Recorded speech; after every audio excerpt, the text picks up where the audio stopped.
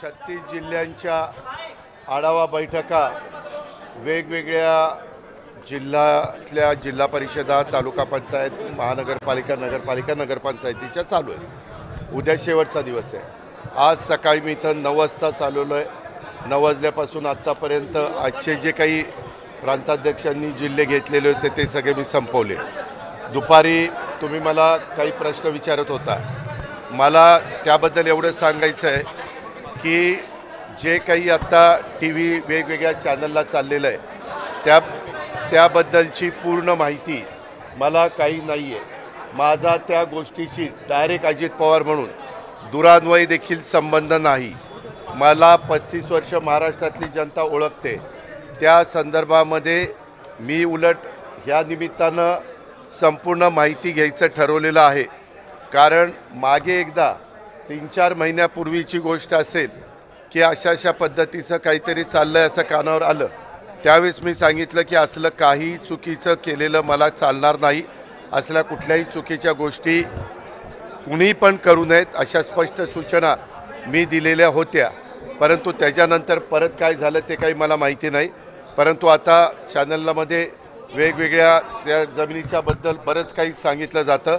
त्याची इत्थंभूत माहिती काय डॉक्युमेंट्स आहेत, काय नाही, कुणी परवानगी दिली, कुणी नाही, मी आपल्याला सांगतो, मी आजपर्यंत कुठल्याही माझ्या जवळच्या किंवा लांबच्या नातेवाईकांच्या संदर्भामध्ये कुठंतरी त्यांना फायदा होण्याच्या करता एकाही अधिकाऱ्याला कधी फोन केला नाही किंवा कधी सांगितलेलं नाही। उलट मी या निमित्तानं महाराष्ट्रातल्या जनतेला नाही, परंतु उपमुख्यमंत्री म्हणून अधिकारी वर्गांना, कर्मचाऱ्यांना, सगळ्यांना सांगेन की जर माझ्या नावाचा वापर करून कुणी चुकीचं करत असेल किंवा त्याच्यामध्ये नियमात न बसणारं करत असेल तर त्याला कुठलाही माझा पाठिंबा नसेल। मी फार कायद्याच्या नियमाच्या चौकटीमध्ये राहून काम करणारा कार्यकर्ता आहे, हे आपल्याला सगळ्यांना माहिती आहे। आणि त्याच्यामुळं मी आता मला आज कुणीतरी दुपारी मगाशी एक दाखवलं, मुख्यमंत्री म्हणाले की ह्याची चौकशी मी करतो। जरूर मुख्यमंत्र्यांनी चौकशी करावी, तो त्यांचा अधिकार आहे। जर उद्या कुठल्याही बाबतीमध्ये कुणी काही तक्रार केली तर चौकशी करून त्याची शहानिशा करणं, त्याच्यातली सत्यता पडताळून बघणं आणि त्याच्यामध्ये काय नक्की घडलं आहे ते त्या ठिकाणी पाहणं हे सरकारचं कामच आहे। पण आत्तापर्यंत मी दिवसभर इथं असल्यामुळं मी त्याची माहिती घेतली नाही। मी त्याची माहिती घेऊन परत तुम्हाला उद्याच्याला भेटीन संध्याकाळीचा, कारण मला पण उद्या दिवसभर काम आहे आणि त्याच्यामध्ये संपूर्ण माहिती काय झालं आहे, कसं झालं आहे, कुणाबरोबर डॉक्युमेंट झाले, ते कायदेशीर आहेत का, ते नियमात बसतात का, ह्या सगळ्या गोष्टी माहिती घेऊन वस्तुस्थिती तुमच्यासमोर काढली।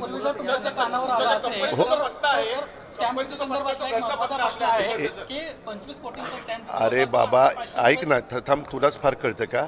मी स्वतःहून आलोय ना। मी काय सांगतोय, मी एवढंच कानावर आल्यानंतर सांगितलं की कुठल्याही गोष्टी चुकीच्या करू नका, एवढं तर मी सांगणार।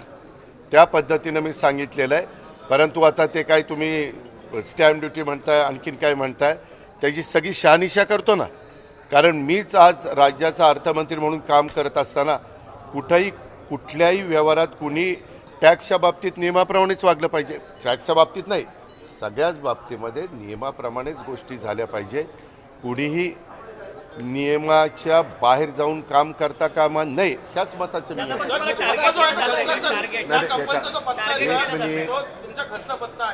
माझ्या घरचा नाही, तो बंगला पार्थ अजित पवारांच्या नावाने आहे, त्याच्यावर तो पत्ता त्याचा आहे, समजलं का?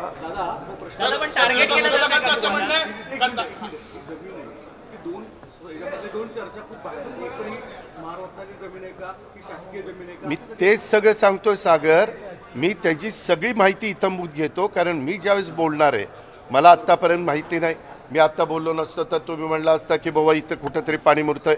तुम्हाला सगळ्यांना माझा स्वभाव माहिती आहे, मी कधीही चुकीच्या कामाचं समर्थन केलं नाही। जर चूक झाली तर मी कबूल करतो, ही माझ्याकडनं चूक झाली, मी ती दुरुस्त करतो। परंतु ह्याच्यात माझा दुरान्वय पण संबंध नाही, मी कोणाशी चर्चाही केलेली नाही, मी त्याच्या संदर्भात कुणाशी बोललेलो पण नाही आहे। मला आणि अलीकडच्या काळामध्ये ज्यावेळेस आमच्या घरातली मुलं सज्ञान होतात, मोठी होतात, ते त्यांच्या व्यवसाय करतात. परंतु ह्याच्यात मी पुन्हा पुन्हा सांगतो, माझा दुरान्वयी देखील कुठल्या अधिकाऱ्याला फोन नाही, कुणाला सांगणं नाही, कुणाला तिथं वेगळं काही त्याच्यामध्ये मदत करा अशाही पद्धतीची भूमिका नाही. मी अतिशय संविधानाला मानणारा, घटनेला मानणारा, कायद्याने चालणारा आणि इतरांनी पण कायद्याने चालावं ह्याबद्दल कटाक्षाने प्रयत्न करणारा, कायद्याच्या चौकटीमध्ये राहून माझ्या काही सगळ्यांना समजावून सांगणारा असा कार्यकर्ता आहे.